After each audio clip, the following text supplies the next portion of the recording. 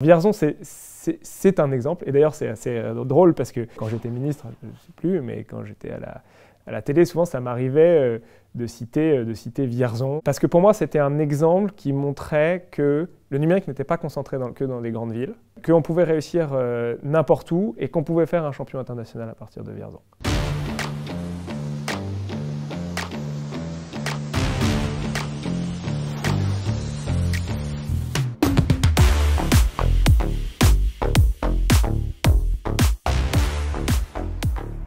On est arrivé au parc technologique avec mon associé Joël Pobeda et Vanessa Rabé-Sandratana, après avoir présenté à la communauté de communes un projet de start-up qui s'appelait Radio Ceros, qui était la résurrection d'un projet de web radio des années 90. Il nous faut des connexions Internet parce que là encore on est en 2011 en fait. On parle d'ADSL à 90% partout en France.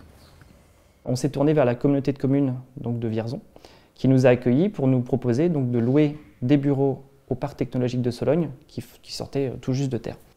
Et ils ont fibré le bâtiment du centre d'innovation, donc qui est le bâtiment qui est le plus au nord. Ils ont fibré ensuite localement les 3 bâtiments ensemble. Et pendant 3 ans, on s'est occupé de gérer justement cette fibre optique pour la communauté de communes.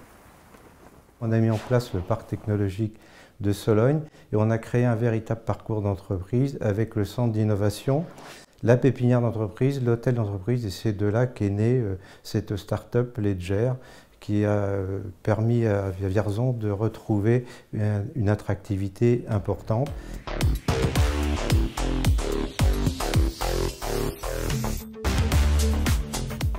Par plus grand des hasards, on découvre la technologie derrière Bitcoin et on se dit ce truc c'est parfait, on va créer notre jeton numérique à partir de ce Bitcoin et puis ça va nous servir nous de porte-monnaie numérique. Donc on a lancé une autre société qui s'appelait Chronocoin. Joël, mon associé, se rend à Paris et pendant le trajet, je reçois un mail d'un certain Thomas France. J'appelle Joël, je lui dis écoute, tu vas rencontrer un Éric Larchevêque ce soir au meet-up et apparemment il vient de Vierzon, il a monté la maison du Bitcoin à Paris. Il me répond mais Larchevêque c'est énorme. Je dis pourquoi? J'habite sa maison d'enfance. On a également rencontré donc Nicolas Baca, le fondateur de BT Chip. C'est comme ça qu'est né Ledger. Donc en 2014, on a commencé à travailler sur la fusion des 3 sociétés. On s'est retrouvé également avec une vingtaine de salariés au total. Et en 2017, décembre 2017, on était une centaine. Et c'est posé la question il nous faut des mètres carrés.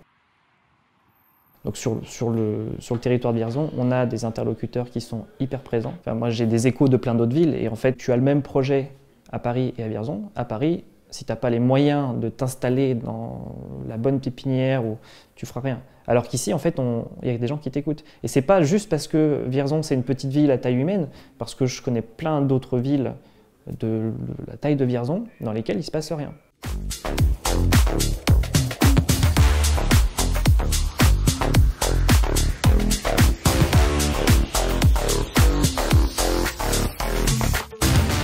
Et j'ai envie de dire, si vous avez un projet donc, dans le numérique, vous savez vers qui vous tournez.